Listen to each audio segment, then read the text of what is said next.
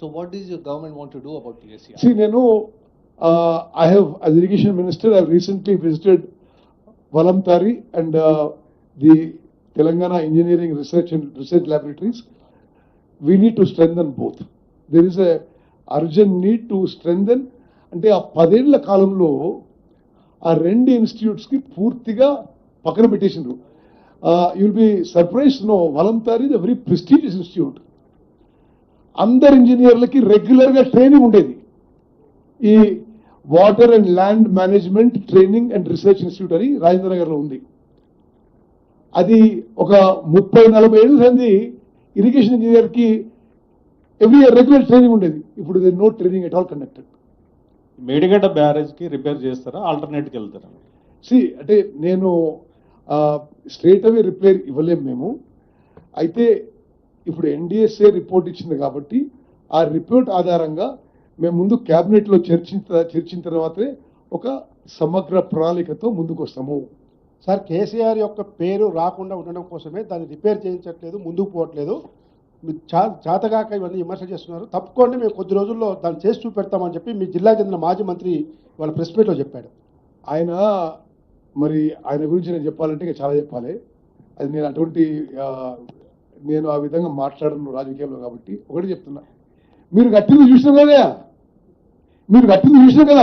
మీరు కట్టిందే కూలిపోయా. ఇక ఇంకా కూడా మీరు మాట్లాడాలంటే అది ఇంతకంటే సిగ్గులేని విషయం ఉంటుందా? రాములు, నువ్వు మొత్తం 1 hour విన్నావు. నువ్వు జగదీష్ రెడ్డి ఫోన్ చేసి చెప్పాలి.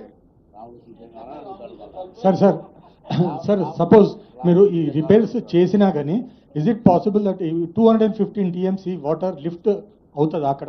ఒకవేళ మీరు చేస్తే కనుక ఒరిజినల్ ఇన్విసాజ్ 215 TMC లిఫ్ట్ చేయగలుగుతాం, సాధ్యపడుతుందా? ఇంకోటి సార్, మీరు పదే బీఆర్ఎస్ని టార్గెట్ చేస్తున్నారు. Why not BJP sir? ఎందుకంటే మెగా ఎలక్టోరల్ బాండ్స్ ఉన్నది out of 1000 crores 600 crores BJP redeem చేసుకున్నది. వాళ్ళని ఒక్క మాట మాట్లాడారు మీరు. సరే కాదు, ఈ ప్రాజెక్ట్ కట్టింది బీఆర్ఎస్ ప్రభుత్వం కాబట్టి వాళ్ళు అనము, బీజేపీ దగ్గర ఉంటే వాళ్ళని అంటాం. అట్లే ఉంది. They are both our rivals. Okay, see ఇప్పుడు అట్ దిస్ స్టేజ్ అంటే ఎంత టీఎంసీ అనేది ఇప్పుడు ఈ స్టేజ్లో అనడం కష్టం. అంటే ఫస్ట్ అసలు ఆ బ్యారేజ్ రిపేరు రీహాబిలిటేషన్ ఎట్లా ముందుకు పోవాలనేది ఆలోచన చేయాలి. ఆ విధంగా మనం ముందుకు పోదామని చెప్పి నేను మనం చేస్తున్నాం. Sir, last question from me at least. Do we have even an approximate timeline, either this way, that way, or whatever, by when the government may take a decision, and if by when it can be rehabilitated holistically, like you said, or whichever way? Thank you. ఇది Balu, see, firstly, now we are stepping into a completely technical subject. So, like I'm repeatedly saying, we will hold a cabinet meeting soon on this issue, besides other issues, and then we'll come up with a proper plan of action. కానీ ఒక విషయం స్పష్టంగా చెప్పదలుచుకున్నా, ఈ 1 year సమయంలో అనేక సందర్భాల్లో ఇప్పుడు రాములు చెప్పిన విషయం మాట్లాడుతున్నారు. ఏదో కేసీఆర్ పేరు వస్తుంది, కేసీఆర్ పేరు వచ్చేది ఇదే 1,00,000 కోట్లు ముంచిందని, కట్టిన ప్రాజెక్ట్ కూలిందని. మేము ఏనాడు కూడా దానికి రాజకీయం చేయలేదు.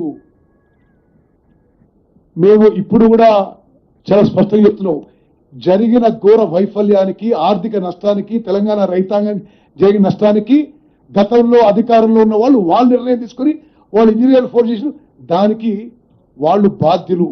బట్ ఇప్పటి నుంచి ముందుకు పోయే విషయంలో ఏది రాష్ట్రానికి మంచి అయితే ఆ నిర్ణయం తీసుకుంటాం. ఇప్పుడు జస్టిస్ PC ఘోష్ కమిషన్ సంబంధించి ఏదైతే జరుగుతుందో, ఇప్పుడు ఈ రిపోర్ట్ వచ్చింది కదా, ఈ రిపోర్ట్ను మళ్ళీ దానికి ఏమన్నా మీరు చేర్చి ఏమైనా కొత్త చర్యలు తీసుకోబోతున్నారా, లేదంటే ఇంకా కొంచెం ఫాస్ట్గా దీని మీద చర్యలు తీసుకోవచ్చు? ఎందుకంటే ఇప్పటికే 2-3 సార్లు నోటీసులు ఇవ్వడము, రిపోర్ట్ రాకపోవడం ఇదంతా జరిగింది కదా, దీని మీద దుందుడుగా వెళ్తారా, లేకపోతే ఇట్లాగే స్లో కంటిన్యూ అవుతుంది? స్లో ఎందుకుందమ్మా? ఇప్పుడు మీకు తెలవాలి, this is not slow by any standards. ప్రపంచంలో నీకు తెలిసి బాబు ఎన్ని డ్యాములు ఎన్ని బ్యారేజ్ కూలిపోయినాయి ఈ విధంగా, అంటే ఇంత అమౌంట్ ఖర్చు పెట్టి? ఇది quite a rare and gross failure. So see, PC Ghosh Commission is the apex body, is a judicial commission headed by a retired Supreme Court judge, a very respected jurist and the first Lokayukta of India.